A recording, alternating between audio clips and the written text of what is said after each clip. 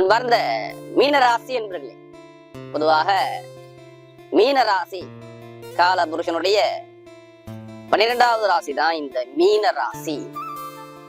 இப்ப மீனராசியில பிறந்தா உங்களுடைய குணங்கள் எப்படி இருக்கும்? அதுலயுமே நல்ல ஒரு புத்திசாலி குண ராசி மீனராசி.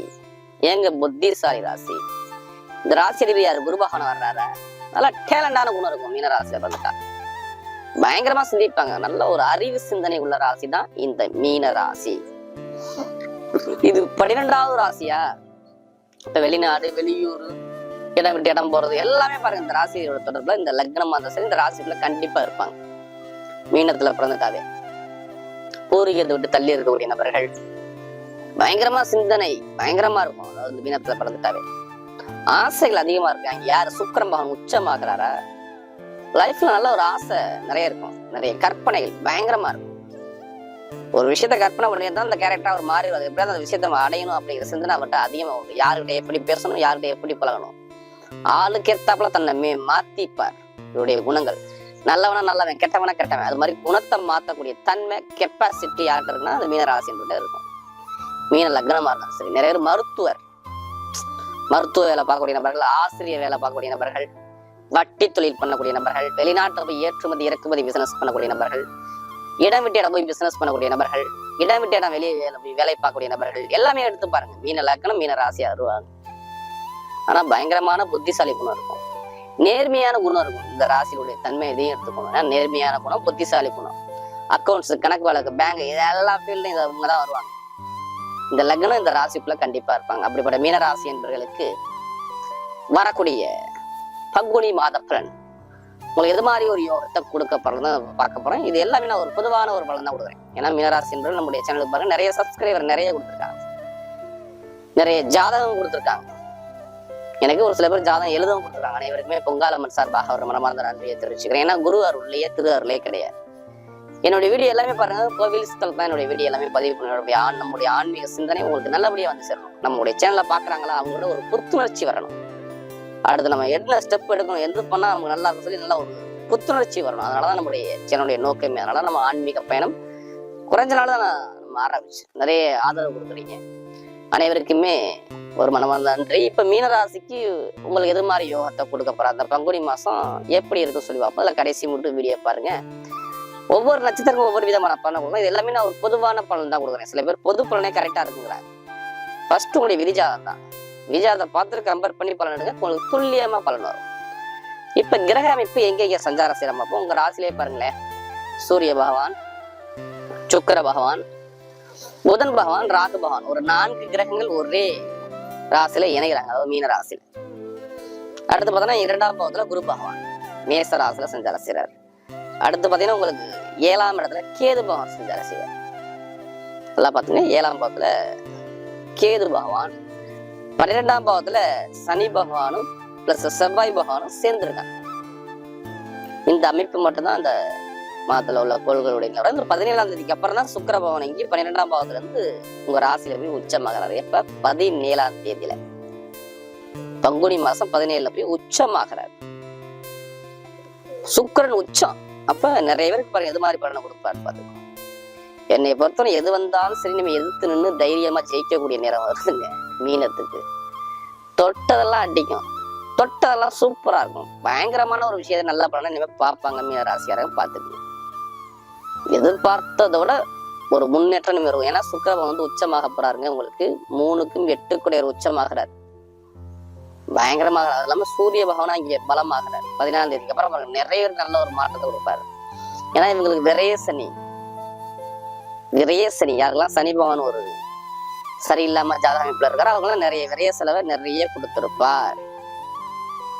உடல் ரீதியா விரைய செலவு வந்துச்சா, இல்ல வருமானங்கள் விரைய வந்துச்சா, கணவன் மனைவிக்குள்ள ஒரு மன வருத்தம் வந்துச்சா, கூட்டுத்துறையில ஏதாச்சும் பிரச்சனை வந்துச்சா, ஏதாச்சும் டாக்குமெண்ட்ல பிரச்சனை வந்துச்சா, ஏதாச்சும் ஒரு எழுத்துக்கு டாக்குமெண்ட் விஷயத்துல எல்லாமே ஓகே ஆயிடுச்சு, நான் ஒரு செகண்ட் தான் எனக்கு ஒண்ணுதான் முடியும்னு சொல்றாங்க. அவங்க எல்லாம் பாருங்க நிறைய ஒரு பிரச்சனை வந்திருக்கும்.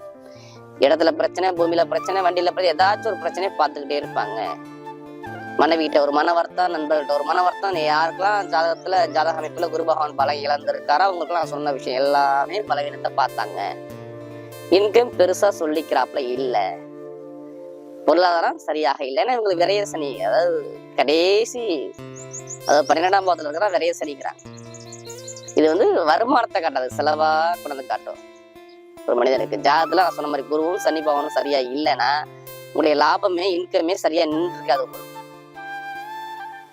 எல்லாமே ஒரு சில தடைகளை பார்த்தாங்க. இப்ப இனிமேல் நல்லா இருக்குமா, இனிமே உங்களுக்கு வரக்கூடிய எதிர்காலம் நல்லா இருக்குமா, எல்லாரும் சனி பகவானை கண்டு பயப்படுறாங்க. 7.5 சனி இருக்கிறதுலே சனி பகவான் யாரையுமே கெடுக்க மாட்டாருங்க. சனி பகவான் இருக்கிற இடத்த பொறுத்தா, நீங்க எந்த லக்னத்துல பிறந்திருக்கோ அதை பொறுத்துதான் அதை பலனை கொடுப்பாரு. எல்லாரும் ஒரே மாதிரி பிறந்திருக்க மாட்டீங்க, ஒவ்வொருத்தரும் மணிக்கணக்கெல்லாம் பிறந்திருப்பீங்க. அது லக்னம் ஒரு புள்ளி விழுவும். அந்த புள்ளியில இருந்து இந்த சனி பகவான் என்ன பாவத்துல இருக்கான்னு பாக்கலாம். உங்களுக்கு லக்னாதிபதிக்கு அவர் நல்லவரா, லக்னத்துக்கும் நல்லவரான்னு பார்த்துக்கிட்டுதான் இதை பலன் எடுக்கணும். அதனால எல்லா வீடியும் என்ன சொல்லுவீங்க, ஒரு பொது பலனா பாருங்க. ஏன்னா நம்ம உடம்புல 9 நவக்கிர ஒளிகள் இயங்குதுங்க.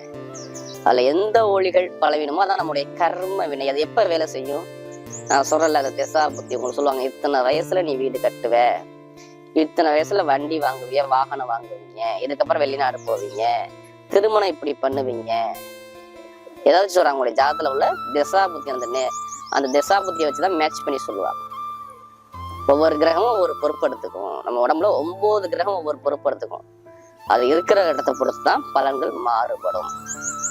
அதனால எல்லாருமே பொது பலனை பாருங்க. சில பேர் என்ன சொல்றாங்கன்னா பொது பலனே கரெக்டா இருக்குங்கிறாங்க. அப்படி கிடையாது. இல்ல திசா புத்தி தான் பொறுத்துதான் இங்க பலன்கள் மாறுபடும்.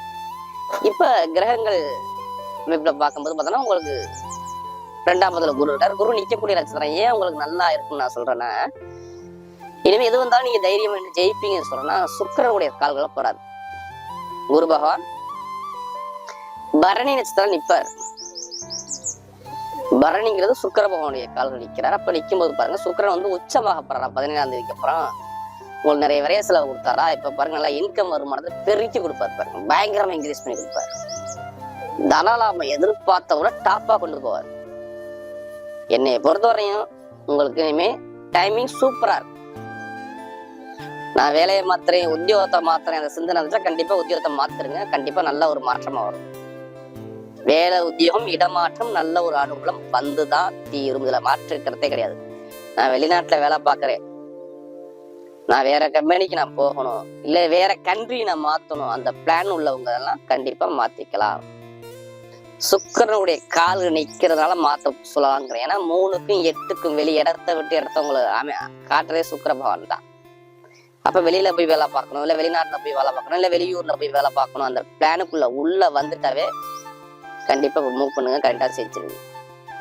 கண்டிப்பா நல்ல ஒரு வேலை, உத்தியோக மாற்றம் வருது. வேலை கிடைக்காதவங்களும் வேலை கிடைக்குது, நல்ல வேலையா கிடைக்க போகுது அப்படின்னு காட்டுறாரு. 17ஆம் தேதிக்கு அப்புறம் பாருங்க, நான் சொன்ன விஷயம் எல்லாமே அப்படியே டோட்டலா அப்படியே சேஞ்ச் பண்ணிக்கிட்டே இருப்பாரு. அதே மாதிரி திருமணம் சம்பந்தப்பட்ட விஷயங்கள், திருமணங்கள் தாமதமாகிட்டே இருக்கு. கணவன் மனைவிக்குள்ள ஒரு மன வருத்தம் கண்டிப்பா இருந்திருக்கணும், கண்டிப்பா இருந்திருக்கும். நண்பர்கள்ட்ட பிரச்சனை, மனைவியோட உடல்ல பிரச்சனை, இல்ல மனைவி கிட்ட பிரச்சனை, இல்ல கணவர்கிட்ட பிரச்சனை, இல்ல கணவரோட உடல்ல பிரச்சனை, இடத்துல பிரச்சனை, பூமியில பிரச்சனை, வண்டியில பிரச்சனை, வாகனத்துல பிரச்சனை, இது எல்லாமே இருந்துச்சா கேட்டு பாருங்க. ஆமா பாரு, இனிமே இருக்காது. 17ஆம் தேதிக்கு அப்புறம் நீச பங்கம் ஆறு. ஏன்னா புதன் நீசமாகும் போது அங்க பாதிப்பை கொடுத்திருப்பாரு. தாயோட உடல்லையோ, இடத்துலயோ, பூமியிலையோ, டாக்குமெண்ட்லயோ, இல்ல மனைவியோ, நண்பர்களையோ, பழக்கம் ஏதாச்சும் ஒரு பிரச்சனையை கண்டிப்பா பார்த்திருப்பாங்க. மீனராசி எடுத்து பாருங்க, கண்டிப்பாக ஏதாச்சும் ஒரு வில்லங்கத்தை, ஒரு பிரச்சனையை சந்திச்சிருப்பாங்க. இனிமே அந்த பிரச்சனை இருக்காது. நல்ல ஒரு மாற்றத்தை கொடுத்துருவாங்க. இடம் சம்மந்தப்பட்ட வாங்குற யோகம், வீடு சம்மந்தப்பட்ட யோகம் எல்லாமே வருதுங்க. மெயினா கணவன் மனைவி ஒற்றுமை நல்லா இருக்கும். இனிமே 17ஆம் தேதிக்கு அப்புறம் கணவன் மனைவி சந்தோஷமா சுகபோகமா இருப்பாங்க. திருமணம் தடை கிடையாது. முதல் திருமணம் சொல்லி 2வது திருமணம் பண்ணக்கூடிய நபராக நல்லா இருக்கும். குழந்தை பாக்கியம் கிடைக்கலாம், கண்டிப்பா குழந்தை பாக்கியம் கிடைச்சிடும். இல்ல தைரியமா பயணிக்கலாம். குழந்தைக்குள்ள விஷயமும் கண்டிப்பா கிடைக்கும். உங்களுக்கு குழந்தை பாக்கியம் நல்லபடியா ஒரு முன்னேற்றத்தை கொண்டு போவார். பூர்வீக சொத்து, பூர்வீக எப்படிப்பட்ட கோர்ட்டு கேஸ் வம்பு வழக்கா இருக்கட்டுமே சரி பண்ணி கொடுத்துருவார். இது எல்லாமே சரி ஆகிரும். உங்களுக்கு எப்படிப்பட்ட டாக்குமெண்ட்ல இழுபறியா இருந்தாலும் சரி, கோர்ட்டு கேஸ் வம்பு வழக்கா இருந்தாலும் சரி, எல்லாமே சரி பண்ணி கொடுக்குறாரு. அதே மாதிரி படிப்பு, கல்வி சூப்பரா இருக்கும். மாணவ மாணவிகளாம் நல்ல ஒரு கல்வி ஞான அறிவே இனிமே வந்துடும் பாரு. சுக்கிரன் வந்து உச்சமாயிட்டானா கல்வி பயங்கரமா இருக்கும். வெளிநாட்டுல படிக்கணும், அங்கேயே வேலை கிடைக்கும், அங்கேயே வேலை பார்ப்பாங்க. இங்கே படிக்கணும் நல்லா இருக்கும். அரசாங்க எக்ஸாம் எழுதும் தைரியம் எழுதும். ஒரு ஆசிரியர் சூரியன் வந்துட்டாரு, நீங்க எழுதிதான் ஆகணும். பாத்துங்க, ஏதோ ஒரு வேலையை கொண்டாரா இருப்பாரு. நிரந்தரமா வேலையை கொண்டாடுறோம். அரசாங்க வேலை கண்டிப்பா நிறைய பேருக்கு ப்ரமோஷன் கிடைக்கும். அரசாங்க வேலை இல்ல அரசாங்க வேலைக்கு எக்ஸாம் எழுதுறதுனா அரசாங்க வேலை கண்டிப்பா இனிமே வந்துடும். இனிமே எந்த ஒரு தடையும் இருக்காது. எங்க போய் நீங்க லோன் கேளுங்களேன், நீங்க லஞ்சம் போய் கடன் உதவி கேட்குறேன், அந்த கடன் உதவி உடனே கிடைச்சிடும். தடையே வராது. இனிமே எந்த பேங்க்லாம் போய் கேளுங்க, கண்டிப்பா கடன் உதவி உங்களுக்கு வரணும். இது சார்ந்த விஷயம் உங்களுக்கு அனுகூலமா அமைச்சு கொடுக்க போறாரு இந்த காலகட்டத்துல. பாத்துக்கணும், வீடு கட்டலாம், வண்டி வாங்கலாம், வாகனம் இது எல்லாமே நம்ம சுப செலவா பண்ணிக்கலாம். சுபகாரியம் வீட்டுல கண்டிப்பா நடத்தும். என்னை பொறுத்தவரை இனிமே விரைய செலவு 17க்கு அப்புறம் உங்களுக்கு வராது. பெருசா விரயங்கள் ஆகாது. பாத்துக்கணும். அதே மாதிரி பாருங்க, உடம்பு சார்ந்த பிரச்சனையுமே இருக்காது. உடல் உபாதனை பெருசா பாதிக்காம கொண்டு போக மாட்டார். கமிஷன் வேலை பார்க்கக்கூடிய நபர்கள் சூப்பரா இருக்கும். ரியல் எஸ்டேட் பண்ணக்கூடிய நபர்கள் சூப்பரா இருக்கும். நகைக்கடை வச்சிருக்கக்கூடிய நபர்கள் லாபத்தை கொடுப்பாரு. ஷேர் மார்க்கெட்டிங் பிசினஸ் பண்ணக்கூடிய நபர்கள் பயங்கரமா இன்க்ரீஸ் ஆகும். ஆசிரியர் வேலை பார்க்கக்கூடிய நபர்கள் எல்லாருமே சூப்பரா இருக்கும். ஒரு பொறுப்பு உங்களுக்கு வரும் கண்டிப்பா. அதே மாதிரி பாருங்க, நிறைய பேருக்கு தொழில் நம்ம சொந்தமா ஆரம்பிக்கணும். கண்டிப்பா தைரியமா தொழில இனிமே ஆரம்பிங்க. தொழிலும் லாபத்தை கொடுப்பாரு. தொழில் பயங்கரமா இன்க்ரீஸ் ஆகும். நான் சொல்றது 17ஆம் தேதிக்கு அப்புறம். அது நல்லா பாருங்க, கரெக்டா பங்குனி 15க்கு அப்புறம் தொழில் சம்பந்த விஷயம் பார்க்குறோம். கண்டிப்பா பண்ணுங்க, நல்ல ஒரு மாற்றத்தை கண்டிப்பா கொடுத்துருவாரு. வெளிநாடு வெளியூர் வருமானம் சூப்பரா இருக்கும். வெளிநாடு போன வெளியூர் போனா கண்டிப்பா நல்ல ஒரு மாற்றங்கள் உண்டு. லாட்ரி யோகம் நிறைய முயற்சி பண்ணிக்கிறவங்க லாட்ரி யோகம் கண்டிப்பா முயற்சி பண்ணுங்க. கண்டிப்பா மிகப்பெரிய ஒரு பணம் வரும் பாருங்க உங்களுக்கு. வெளிநாட்டு கரன்சி பாருங்க, நான் சொன்ன டேட்டுக்கு அப்புறம் கண்டிப்பா கிடைச்சிரும் பாருங்க. 2ஆம் வீட்டு 12ஆம் இடத்துல போய் இருக்காருங்க செவ்வாய். அதனாலதான் வெளிநாடு பணம் வருங்கிறேன். அப்ப வெளிநாட்டுல உள்ள ஒரு லாட்ரி யோகத்தை முயற்சி பண்ணவங்களுக்கு கண்டிப்பா லாட்ரி யோகம் உண்டு. அதுக்காண்டி அதிலேயே பணத்தை போட்டு வரைய பண்ணாம ஜாதகத்தை முயற்சி பண்ண கண்டிப்பா கிடைச்சிடும். பெருங்கோட்டை போனா இன்கம் எல்லாமே நல்லா இருக்கும். ஷேர் மார்க்கெட்னா ஃபுல்லா பணத்தை போடலாம். ஒரு ஜாதக தசாப்தி நல்லா இருந்தா கண்டிப்பா பண்ணுங்க. சூப்பரா ஒரு யோகத்தை கொடுத்துருவாரு. அக்கௌண்ட்ஸ், கணக்கு வழக்கு, பேங்க்ல வேலை பார்க்கக்கூடிய நபர்கள் எல்லாமே ஒரு மாற்றத்தை கண்டிப்பா இப்ப அமைச்சு கொடுக்க போறாரு. மெயினா பெண்கள் எந்த வேலைன்னு சரி, பெண்களுக்கு எப்படிப்பட்ட வேலைன்னா பெண்களுக்கு நல்ல ஒரு மாற்றம் இருக்கும். தொழிலும் சரி இல்ல வேலையிலும் சரி நல்ல ஒரு எதிர்காலத்தை சூப்பரா அமைச்சு கொடுக்க போறாரு. பார்த்துக்கோங்க மீனராசி.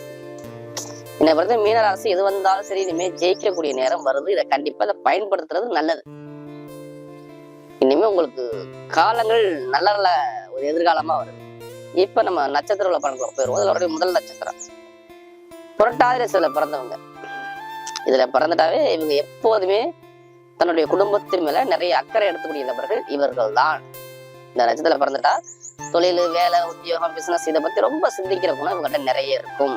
ஒரு அன்பான குணம் இருக்கும், ஒரு தன்மையான குணம் இருக்கும், தங்கமான எண்ணம் இருக்கும். அப்ப இவங்க எல்லாமே பாருங்க பயங்கரமாக இன்க்ரீஸ் ஆகும். இனிமே எதிர்காலங்கள் சூப்பரா இருக்கும். நட்சத்திர அதிபதி 2ஆம் பாவத்துல உட்காந்துருக்காங்க. நீங்க குடும்பத்தை பத்தி சிந்திப்பீங்க, வருமானத்தை சிந்திப்பீங்க, லாபத்தை பத்தி சிந்திப்பீங்க, தொழிலை பத்தி சிந்திப்பீங்க. எல்லாமே சூப்பரா இருக்கும். தொழில் சார்ந்த விஷயம் நல்ல ஒரு அனுகூலம் இனிமே உண்டு. தொழில எந்த ஒரு தடையும் கிடையாது. வீடு, இடம், பூமி, வண்டி, வாகனம் இது எல்லாமே வாங்குற யோகம் வருது பாருங்க. நிறைய இருக்கு. இட சம்பந்தமா பணம் வரும், வண்டி சம்பந்தம் வரும், வாகன சம்பந்தமா வரும், வெளிநாடு வெளியூர் மூலமாக வரும். கணவன் மனைவி ஒற்றுமை நல்லா இருக்கும், தொழில் நல்லா இருக்கும், உத்தியோகத்துல ஒரு இடமாற்றம் உண்டு. படிக்கக்கூடிய மாணவர்கள் எல்லாமே சூப்பரா அமைச்சு கொடுத்துருவாரு. அடுத்து பாத்தீங்கன்னா உத்திரட்டாதி நட்சத்திரத்துல பிறந்தவங்க இதுலயுமே கடுமையான உழைப்பாளி. இவங்கதான் விரைய சனி கண்டி ரொம்ப பேர் பயந்து போயிருக்காங்க. விரைய சனி பெருசா பாதிக்கும், சில பேர் பாதிக்காது. வெளிநாட்டு வெளியூருக்குலாம் டாப்பா இருக்கும். வெளிநாடு வெளியூர் வாழ்க்கை சூப்பரா இருக்கும். ஒரு வாழ்க்கையில ஒரு நல்ல ஒரு முன்னேற்றத்தை இனிமே கொடுப்பாரு. அதே மாதிரி பாருங்க, திடீர் யோகம் நிறைய பேர் வந்துருங்க. செவ்வாய் போய் இணைகிறாருடைய நட்சத்திர அதிபதியோட சேர்ந்து. அப்ப வீடு கட்டுறது, வண்டி வாங்குறது, வாகனம் வாங்குறது, இடம் வாங்குறது, பூமி வாங்குற யோகம் எல்லாமே சிறப்பா இருக்கும். படிப்புகள் வெளியில போய் படிக்கிறவங்க படிப்புகளையும் சூப்பரா அமைச்சு கொடுத்துருவாரு. உத்தியோகத்துல உயர் பதவி கிடைச்சிடும். எது வந்தாலும் சரி எதிர்த்து நீங்க ஜெயிக்கக்கூடிய நேரம் உங்களுக்கு வருது. பாத்துக்கணும். நீங்க எடுக்கக்கூடிய முயற்சி எல்லாமே உங்க பக்கம் எல்லாமே வெற்றியா வந்து குமியும். உத்திரட்டாதி நட்சத்திரத்துல பிறந்தவங்க மருத்துவத்துறை, எறும்புத்துறை, எழுத்துத்துறை, கணிதத்துறை எல்லாமே சூப்பரா அமைச்சு கொடுத்துருவாரு. தொழிலாளர் ஒரு அனுகூலங்கள் எல்லாமே தேடி வரும். சனிபாவம் நல்ல அமைப்புல இருக்கும். உங்க ஜாதகத்துல இருந்தாருன்னா இப்ப நான் சொல்லக்கூடிய பலன் எல்லாமே கரெக்டா வரும். அடுத்து ரேவதியில பிறந்தவங்களுடைய நபர்கள் பயங்கரமான புத்திசாலி, டேலண்டான குணம் இருக்கும்.